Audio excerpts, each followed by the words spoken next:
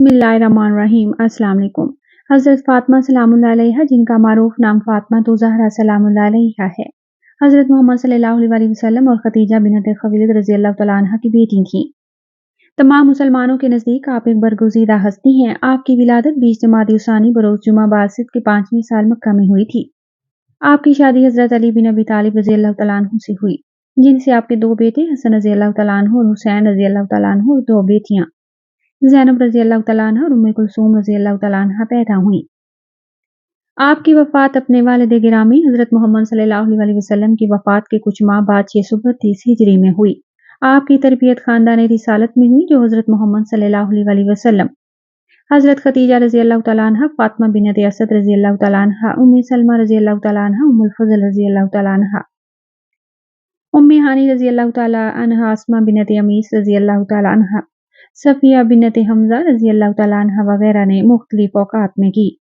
हज़रत खदीजा रज़ियल्लाहु तआला अन्हा के इंतकाल के बाद हज़रत मोहम्मद सल्लल्लाहु अलैहि वसल्लम ने उनकी तालीम और तरबियत के लिए फ़ातिमा बिन्त असद रज़ियल्लाहु तआला अन्हा का इंतखाब किया। जब उनका इंतकाल हो गया तो उस वक़्त हज़रत मोहम्मद सल्लल्लाहु अलैहि वसल्लम ने हज़रत उम्मे सलमा रज़ियल्लाहु तआला अन्हा को उनकी तरबियत की ज़िम्मेदारी दी। बाज़ रिवायात के मुताबिक हज़ूर सल्लल्लाहु अलैहि वसल्लम ने हज़रत अली रज़ियल्लाहु तआला अन्हु से फरमाया कि अली, खुदा का हुक्म है कि मैं फ़ातिमा की शादी तुमसे कर दूं, क्या तुम्हें मंजूर है? उन्होंने कहा हाँ। चुनांचे शादी हो गई। यही रिवायत सहा में हज़रत अब्दुल्लाह इब्न मसूद रज़ियल्लाहु तआला अन्हु, हज़रत अनस बिन मालिक रज़ियल्लाहु तआला अन्हु और हज़रत उम्मे सलमा रज़ियल्लाहु तआला अन्हा ने की है। एक और रिवायत में हज़रत अब्दुल्लाह बिन मसूद रज़ियल्लाहु तआला अन्हु से मरवी है कि रसूलुल्लाह सल्लल्लाहु अलैहि वसल्लम ने फरमाया, अल्लाह ताला ने मुझे हुक्म फरमाया है कि मैं फ़ातिमा सलामुल्लाह अलैहा का निकाह अली रज़ियल्लाहु तआला अन्हु से कर दूं। बाज़ रिवायात के मुताबिक हज़रत अली रज़ियल्लाहु तआला अन्हु ने खुद इस ख्वाहिश का इज़हार फरमाया तो हुज़ूर सल्लल्लाहु अलैहि वसल्लम ने कबूल फरमा लिया और कहा, मरहबन व अहलन। निकाह के कुछ माह बाद यकम ज़िलहज को आप सलामुल्लाह अलैहा की रुखसती हुई। रुखसती के जुलूस में हज़रत फ़ातिमा रज़ियल्लाहु तआला अन्हा अशबना मीनाका पर सवार हुई, जिसके सारबान हज़रत सलमान फ़ारसी रज़ियल्लाहु तआला अन्हु थे। अज़वाज मुतहरात जुलूस के आगे आगे थीं। बनी हाशिम नंगी तलवारें लिए जुलूस के साथ थे। मस्जिद के गिर्द गिर्द चक्कर लगाने के बाद हज़रत फ़ातिमा रज़ियल्लाहु तआला अन्हा को हज़रत अली रज़ियल्लाहु तआला अन्हु के घर में उतारा गया। रसूलुल्लाह सल्लल्लाहु अलैहि वसल्लम ने पानी मंगवाया, उस पर दुआएं दम की और अली रज़ियल्लाहु तआला अन्हु और फ़ातिमा सलामुल्लाह अलैहा के सर, बाजुओं और सीने पर छिड़क कर दुआ की, या अल्लाह, इन्हें और इनकी औलाद को शैतान से तेरी पनाह में देता हूँ। आपकी शादी के बाद ज़िनाने कुरैश उन्हें ताना देती थी कि उनकी शादी एक गरीब से कर दी गई है, जिस पर उन्होंने रिसालत मामला बीबी फ़ातिमा का हाथ पकड़ा और तसल्ली दी कि फ़ातिमा, ऐसा नहीं है, बल्कि मैंने तेरी शादी एक ऐसे शख्स से की है जो इस्लाम में सबसे अव्वल, इल्म में सबसे अकमल और हल में सबसे अफसल है। क्या तुम्हें नहीं मालूम कि अली मेरा भाई है दुनिया और आखिरत में? ये सुनकर हज़रत फ़ातिमा रज़ियल्लाहु तआला अन्हा हंसने लगी और अर्ज़ किया, या रसूलल्लाह बाबा जान, मैं इस पर राज़ी और खुश हूँ। शादी के बाद आपकी ज़िंदगी तबका निस्वां की एक मिसाल है। आप घर का काम खुद करती थी, मगर हरफ़े शिकायत ज़ुबान पर नहीं आया, ना ही कोई मददगार या कनीज़ का तकाज़ा किया। 7 हिजरी में रसूलुल्लाह सल्लल्लाहु अलैहि वसल्लम ने एक कनीज़ इनायत की जो हज़रत फ़िज़ा के नाम से मशहूर हैं। उनके साथ हज़रत फ़ातिमा रज़ियल्लाहु तआला अन्हा ने बारियां मुकर्रर की थी, यानी एक दिन वो काम करती थी और एक दिन हज़रत फ़िज़ा रज़ियल्लाहु तआला अन्हा काम करती थी। एक दफ़ा रसूलुल्लाह सल्लल्लाहु अलैहि वसल्लम उनके घर तशरीफ़ लाए और देखा कि आप रज़ियल्लाहु तआला अन्हा बच्चे को गोद में लिए चक्की पीस रही हैं। रसूलुल्लाह सल्लल्लाहु अलैहि वसल्लम ने फरमाया, एक काम फ़िज़ा रज़ियल्लाहु तआला अन्हा के हवाले कर दो। आपने जवाब दिया, बाबा जान, आज फ़िज़ा की बारी का दिन नहीं है। कि हज़रत अली रज़ियल्लाहु तआला अन्हु से भी मिसाली ताल्लुकात थे, कभी उनसे किसी चीज़ का तकाज़ा नहीं किया। एक दफ़ा हज़रत अली रज़ियल्लाहु तआला अन्हु ने पूछा कि कुछ खाने को दिल चाहता है तो बताओ। आपने कहा कि मेरे पितरे बुजुर्गवार ने ताकीद की है कि मैं आपसे किसी चीज़ का सवाल न करूं। मुमकिन है कि आप इसको पूरा न कर सकें और आपको रंज हो, इसलिए मैं कुछ नहीं कहती। हज़रत अली रज़ियल्लाहु तआला अन्हु ने जब कसम दी तो अनार का जिक्र किया। आप रज़ियल्लाहु तआला अन्हु ने कई जंगें देखी जिनमें हज़रत अली रज़ियल्लाहु तआला अन्हु ने नुमायां किरदार अदा किया, मगर कभी ये नहीं चाहा कि वो जंग में शरीक ना हो और पीछे रहें। इसके अलावा जंग ओहद में हज़रत अली रज़ियल्लाहु तआला अन्हु ने 16 ज़ख्म खाए और रसूलुल्लाह सल्लल्लाहु अलैहि वसल्लम का चेहरा मुबारक भी ज़ख्मी हुआ, मगर आपने मरहम पट्टी, इलाज और तलवारों की सफाई के फ़राइज़ खुद अंजाम दिए। मुबाहिला एक मशहूर वाक़या है और इन चंद वाक़यात में से है जिसमें हज़रत फ़ातिमा रज़ियल्लाहु तआला अन्हा को जंग के अलावा घर से निकलना पड़ा। ایران کے مسیحی جب حضرت محمد صلی اللہ علیہ وسلم سے ملنے آئے اور بحث کی کہ حضرت عیسیٰ علیہ السلام اللہ تعالیٰ کے بیٹے ہیں اور کسی طرح نہ مانے تو اللہ تعالیٰ نے قرآن میں درج ذیل آیت نازل کی، اے پیغمبر، علم کے آ جانے کے بعد جو لوگ تم سے بحث کریں ان سے کہہ دیجئے کہ آؤ ہم لوگ اپنے اپنے فرزند، اپنی اپنی عورتوں اور اپنے اپنے نفسوں کو بلائیں اور پھر خدا کی بارگاہ میں دعا کریں اور جھوٹوں پر خدا کی لعنت قرار دیں۔ اس کے بعد مباہلہ کا فیصلہ ہوا کہ عیسائی اپنے برگزیدہ لوگوں کو لائیں گے اور رسول اللہ صلی اللہ علیہ وسلم اپنے برگزیدہ بندوں کے ساتھ آئیں گے اور مباہلہ کریں گے، اور اسی طریقے سے فیصلہ ہوگا۔ اگلی صبح رسول صلی اللہ علیہ وسلم اپنے ساتھ حضرت حسن رضی اللہ تعالیٰ عنہ اور حسین رضی اللہ تعالیٰ عنہ کو چادر میں لپیٹے ہوئے اور حضرت علی رضی اللہ تعالیٰ عنہ اور فاطمہ رضی اللہ تعالیٰ عنہ کو لیے ہوئے آئے۔ ان لوگوں کو دیکھتے ہی عیسائی مغلوب ہو گئے اور ان کے سردار نے کہا کہ میں ایسے چہرے دیکھ رہا ہوں کہ اگر خدا سے بد دعا کریں تو روئے زمین پر ایک بھی عیسائی سلامت نہ رہے۔ ام المومنین حضرت عائشہ رضی اللہ تعالیٰ عنہ سے روایت ہے کہ وصال سے قبل مرض وصال میں رسول اللہ صلی اللہ علیہ وسلم نے حضرت فاطمہ رضی اللہ تعالیٰ عنہ کو نزدیک بلا کر ان کے کان میں کچھ کہا جس پر وہ رونے لگی۔ اس کے بعد آپ نے پھر سرگوشی کی تو آپ رضی اللہ تعالیٰ عنہ مسکرانے لگی۔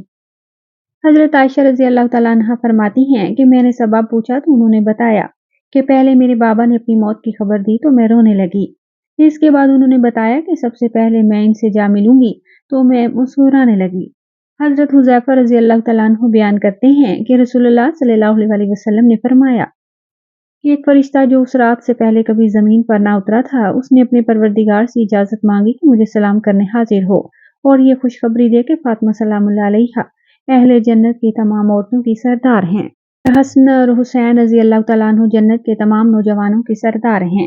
حضرت مصور بن مخرمہ رضی اللہ تعالیٰ عنہ سے روایت ہے کہ رسول اللہ صلی اللہ علیہ وسلم نے فرمایا، فاطمہ میری جان کا حصہ ہے، بس جس نے اسے ناراض کیا اس نے مجھے ناراض کیا۔ حضرت عبداللہ بن زبیر رضی اللہ تعالیٰ عنہ بیان کرتے ہیں کہ رسول اللہ صلی اللہ علیہ وسلم نے فرمایا، بے شک فاطمہ سلام اللہ علیہا میری جان کا حصہ ہے، اسے تکلیف دینے والی چیز مجھے تکلیف دیتی ہے اور اسے مشقت میں ڈالنے والا مجھے مشقت میں ڈالتا ہے۔ حضرت ابو حنظلہ رضی اللہ تعالیٰ عنہ سے روایت ہے کہ رسول اللہ صلی اللہ علیہ وسلم نے فرمایا، بے شک فاطمہ سلام اللہ علیہا میری جان کا حصہ ہے، جس نے اسے ستایا اس نے مجھے ستایا۔ حضور صلی اللہ علیہ وسلم کے آزاد کردہ غلام حضرت ثوبان رضی اللہ تعالیٰ عنہ نے فرمایا کہ حضور صلی اللہ علیہ وسلم جب سفر کا ارادہ کرتے تو اپنے اہل و عیال میں سے سب کے بعد جس سے گفتگو فرما کر روانہ ہوتے وہ حضرت فاطمہ رضی اللہ تعالیٰ عنہ ہوتی، اور سفر سے واپسی پر سب سے پہلے جس کے پاس تشریف لاتے وہ بھی حضرت فاطمہ رضی اللہ تعالیٰ عنہ ہوتی۔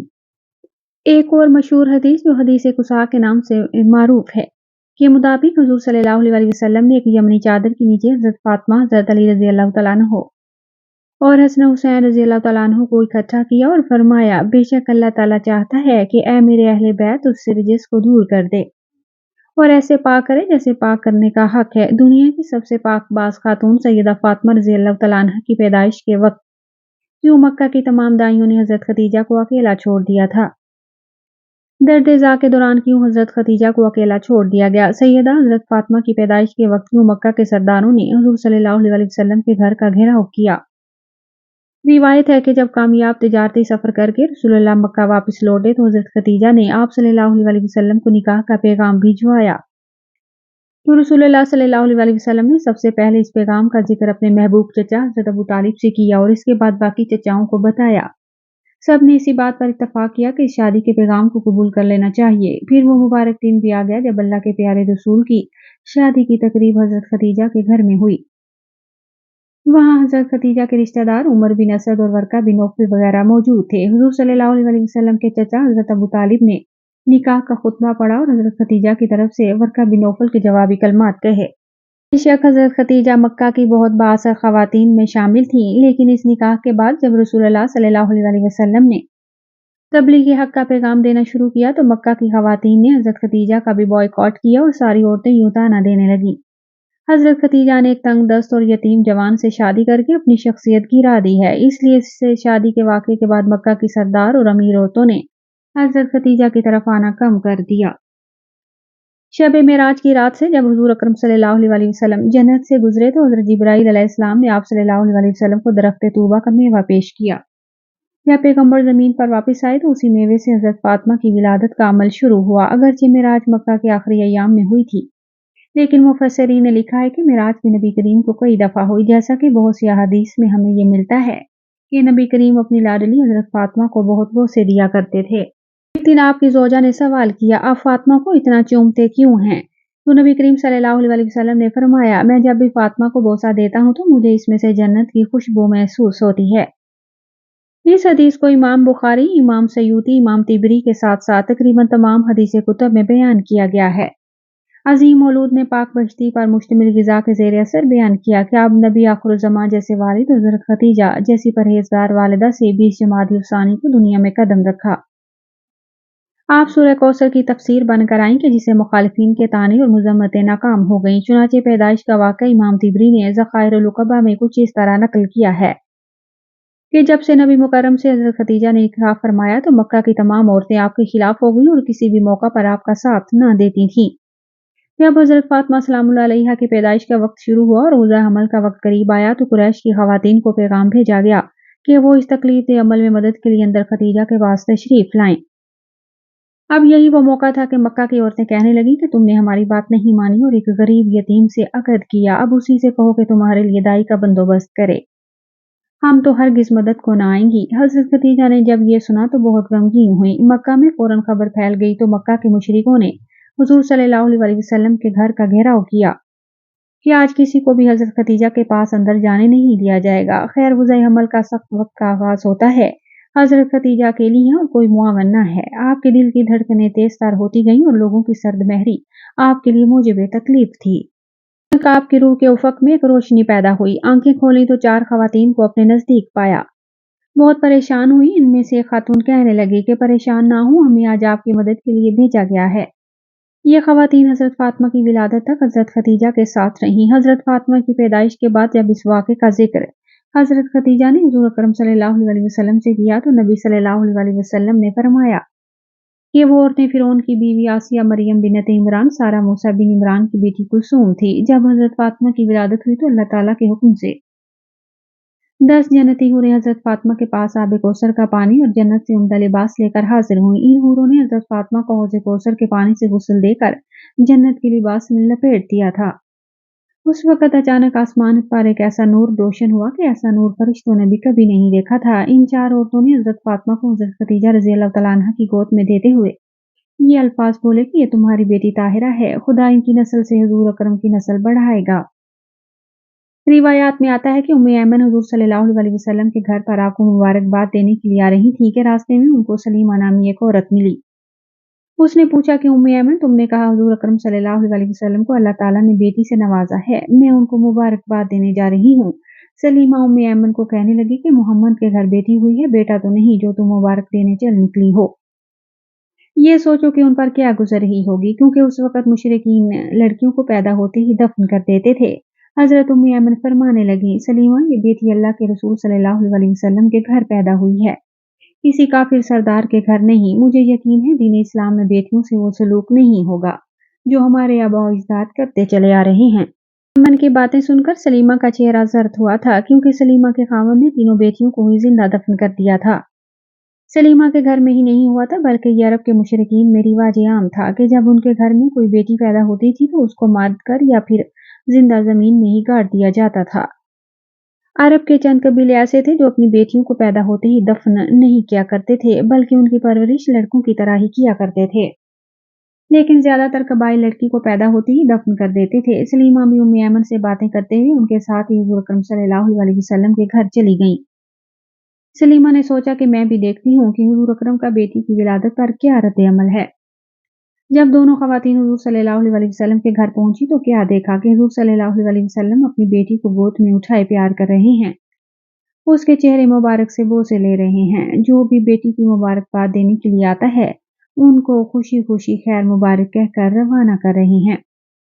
سلیمہ حضور صلی اللہ علیہ وسلم کے قدموں میں بیٹھ کر رونے لگی، یا رسول اللہ، آپ کا دین سچا ہے، آپ سچے ہیں، آپ کا خدا سچا ہے، آپ کا گھرانہ سچا ہے۔ اللہ پاک ہمیں بہتر عمل کرنے کی توفیق عطا فرمائے اور ہمارا خاتمہ بالخیر فرمائے، آمین۔